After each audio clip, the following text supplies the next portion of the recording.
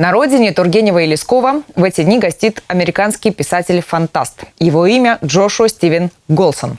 Он женат на орловчанке Юлии и живет на две страны. Их семья образовалась незадолго до момента, когда отношения между нашими странами обострились. И вот нам интересно узнать, что обо всем этом говорят в Америке и как живут и работают люди, которых сначала разделил Атлантический океан, а потом вот это вот ужасное напряжение на наших двух континентах.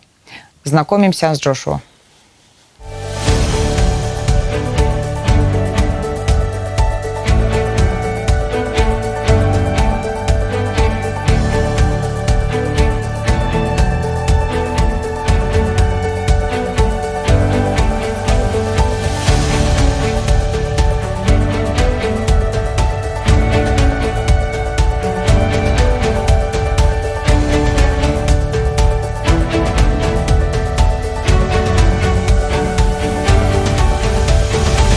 Джошуа Стивен Голсон сегодня у нас в гостях. Здравствуйте. Hello. Мне бы хотелось узнать сначала, сколько времени суммарно вы провели в России?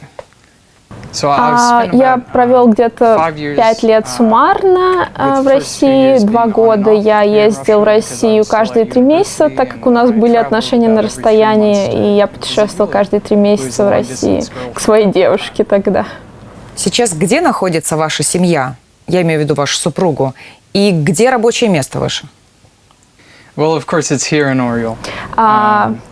Бизнес и любовь расположены в Орле. Под любовью я подразумеваю жену, семью, книги и собаку.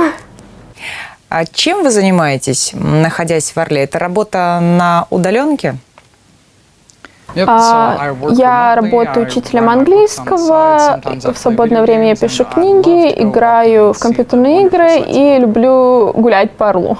Для русских людей очень хорошо известно слово «вдохновение».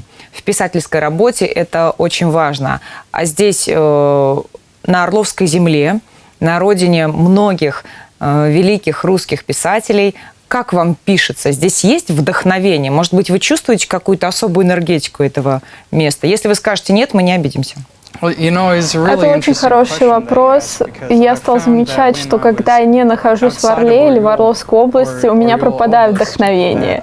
Мне нужно что-то, что приведет меня как раз к нему, например, музыка или компьютерные игры. То есть я начинаю заставлять себя. Но как я здесь нахожу, когда я сюда приезжаю, это очень легко. А с чем это связано? С вашей любовью, как вы выразились, или с энергией какого-то места? Есть еще у нас такое понятие «гений места». Родина, конечно, the mother soil. Земля писателей дает мне очень много вдохновения, и просто смотря по сторонам, ты можешь видеть красивые пейзажи и вдохновляться круглый год. Мы с вами немножечко общались до эфира, и сейчас я понимаю, что вы неплохо считываете все, что я говорю, вы понимаете по-русски. Я бы даже сказала, что хорошо вы это делаете. А кого из наших писателей вы знаете? Орловских или не обязательно орловских, чтобы это было русское имя? Я читал очень много Тургенева. Одно из произведений, которое я писал для университета, было основано на записках охотника. Также я читал Лескова, читал Лермонтова, читал Гоголя, Достоевского. Пушкина, к сожалению, не так люблю. Меня больше привлекают истории о простых людях, о крестьянах, об их тяжелой жизни, и поэтому мои книги тоже основаны на истории простых людей. Вы назвали очень важные и суперизвестные имена русских писателей. А почему их знают в Америке? Достоевский входит в обязательную программу в школе, поэтому каждый американец знает, кто такой Достоевский. А остальных писателей я читал в рамках изучения русского языка и литературы в университете. А кто считается суперзвездой среди литераторов? русских? Сложный вопрос. I think either it's a tie-up between Dostoevsky. Ничья между Достоевским и Толстым, но, к сожалению, мало людей читали «Войну и мир», но все они слышали. А как может Достоевский с его сложным мировоззрением вдохновить писателя на творчество, да еще в вашем жанре? Вы пишете в жанре фантастики. It really makes sense in how I see Для меня его мировоззрение не кажется тяжелым, и мне кажется, его мировоззрение как раз-таки помогает мне писать о реалистичном средневековом мире. О да, у него была очень сложная судьба. А расскажите, пожалуйста, о вашем университете. Как он устроен и что собой представляет высшее образование в Америке? Я выпустился из одного из самых больших публичных университетов в Вирджинии. В среднем в нашем университете было 35 тысяч человек, и в мой год, это был 19-й год, выпускалось около 5 тысяч человек. Наш кампус представлял собой одно центральное здание, вокруг которого было несколько маленьких административных зданий. Для того, чтобы выпуститься, мне нужно было сдать несколько базовых классов, таких как математика, естествознание, и, в принципе, уже с фокусом на русский язык я уже сдавал другие классы. Поэтому выпустился я, в принципе, как бакалавр русского языка и литературы и со знанием криминологии. А в американских университетах существует такое понятие, как коррупция? Я могу сказать, что существует идеология в университетах американских, а не коррупция, что для меня хуже. А что означает идеология? Что вы имеете в виду? So it's the ideology of the left. They want to Для меня левацкая идеология разрушает образование в Америке и разрушает все ценности, принципы, которые христианский мир построил. Можете уточнить, что конкретно вам не нравится? Когда вы говорите о разрушительной силе, что конкретно вы имеете в виду? В университетах у нас представит левацкая идеология в плане того, что, например, я должен поклоняться социальной справедливости, и я не согласен с этой идеологией. К тому же это приносит много проблем для меня. Например, я не могу, как простой белый американский парень, найти публициста, чтобы публиковать свои книги просто. Также половое воспитание в школах очень активно преподается вместо христианских ценностей. Да. А почему это плохо? Разве это не признак свободы? Мы не можем просто выкинуть какие-то моральные принципы во имя свободы. Есть все равно какие-то непостижимые принципы, которые мы должны исследовать, чтобы оставаться нормальным обществом. Но сейчас фактически весь мир начинает идти в этом направлении. Появились такие понятия, как новая этика. И когда-то, наверное, мы в России тоже должны будем это принять и понять. Вы считаете, что весь мир заблуждается? Так не должно быть? Моя мама всегда мне говорила, когда я был ребенком, если все прыгнут с крыши, ты тоже прыгнешь. Я уверен, что в российских семьях тоже такое сказание тоже ходит. В России есть именно такая поговорка, наверное, я не знаю, как это выразить. Скажите, пожалуйста, а чем наши страны отличаются в бытовом смысле? Как устроена жизнь в Америке и в России? В чем разница? Well, I'd say the cities are far safer. Города в России намного безопаснее, то есть ты можешь спокойно гулять в 3 часа ночи и чувствовать себя в безопасности. А проблемы с законом и порядком в Америке в последние годы сильно ухудшились. Когда я вас сегодня увидела, я поняла, что знаменитая американская улыбка – это не какое-то стигматизированное понятие, что это действительно существует. А вы не находите, что люди в России, в Орле в частности, угрюмые, серьезные и очень мало улыбаются?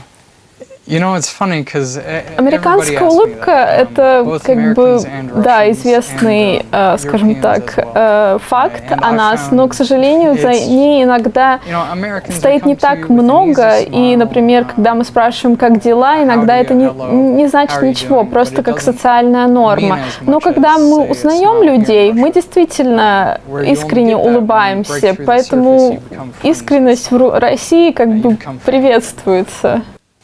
Да, вы зашли, улыбнулись, и мне приятно с вами общаться. Вот. Это действительно так. А где, помимо города Орла, вам еще удалось пожить за эти 3 года в России?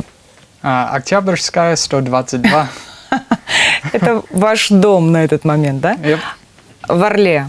А вы жили еще в каких-то городах? Мне удалось немного пожить в доме родителей моей жены, вот, в деревне. А также мы недавно получили квартиру в Москве, где у меня уже сформировалась комьюнити в церкви, куда я очень люблю ходить. Вы пожили и в деревне, и в Москве, которая очень сильно отличается от Орла, это столица. А в будущем вам где хотелось бы жить? В крупном городе, миллионнике, в мегаполисе или поближе к природе? То, с чем вы столкнулись, когда приехали к родителям вашей жены. Проблема с деревней в том, что у нас не очень хороший интернет там, поэтому я не смогу там работать. А для меня как бы квинтэссенция будет жизнь в Орле, потому что здесь приятно находиться, классные рестораны, комфортная жизнь, а Юлия очень хочет жить в Москве. Угу. Но вы уже сделали выбор, в какой стране вы хотите жить, ну, скажем, через ближайшие 5 лет, или в эти ближайшие 5 лет? Это должна быть Америка или Россия? Опять сложный вопрос. Почему? Это очень сложный вопрос, я не знаю, 50 на 50, потому что, например, в Америке я бы хотела бы удовлетворить свои политические амбиции, так как мир меняется, и как раз-таки хотелось бы дать отпор вот этой пропаганде. И, к сожалению, не знаю, сложный очень вопрос. Like 50-50. Угу. Понимаю. Но вот для русских людей очень важны такие понятия, как родина. Мы говорим часто наши корни. И это в нас вшито с самого рождения.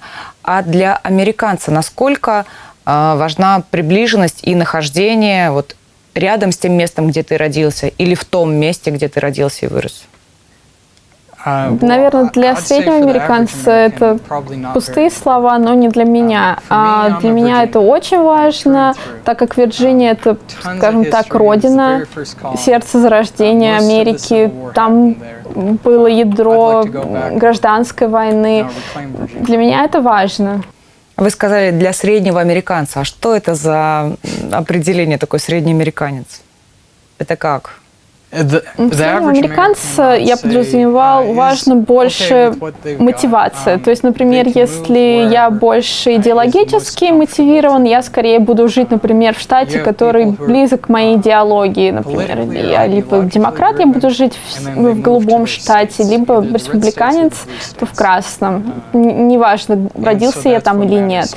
Ну и также, например, в рамках работы. То есть, если моя работа будет, не знаю, за 1000 миль от моего дома, я буду там.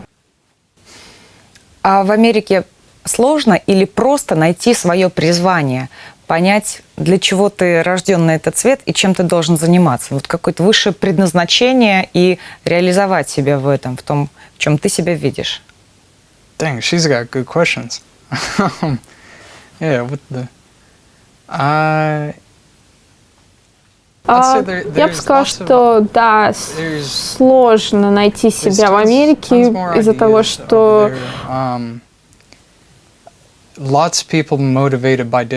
много идей, разные у людей мотивации существуют, поэтому да, нелегко. Вы занимаетесь с вашими учениками и преподаете, и при этом пишете. Зачем вам писательство? Ваши книги хорошо покупают? When I sold my books in person, I would dress up like a knight and I would sign all the books and then I would sell out. Unfortunately, COVID put an end to that. Когда я бывал в Америке, я мог одеваться в костюм рыцаря и продавать свои книги лично, например, с подписью. Тогда это было как бы успешно. Но случился ковид, и, к сожалению, у меня такой возможности больше нет. Но учить английский — это тоже призвание, и мне это очень нравится. Я могу помочь любому от 3 лет до 60 овладеть языком. В России люди, которые занимаются искусством, сталкиваются с такой проблемой.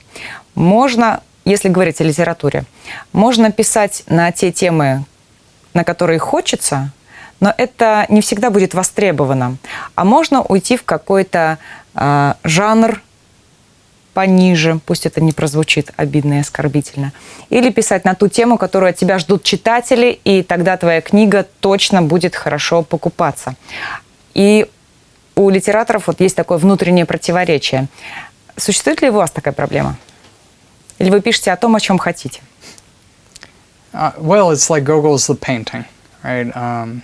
Я как в произведении Гоголя портрет, скажем так, голодающий артист. Я, получается, пишу о том, о чем я хочу, скажем так, не мотивирован, скажем так, удовлетворить желания большинства людей. И когда я закончу серию своих книг, фэнтези-книг, я буду писать либо детские рассказы, либо буду помогать составлять учебники английского.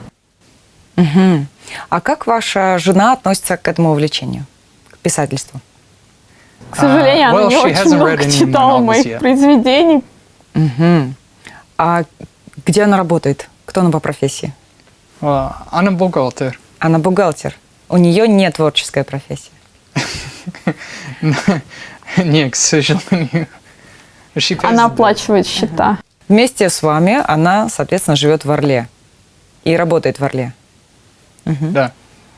Но она говорила мне перед эфиром, что ее работа связана, если я правильно все поняла, с некой американской компанией. То есть она бухгалтер в американской компании. Да, она работает в американской компании частной авиации уже почти 6 лет, и я думаю, что она наслаждается своей работой.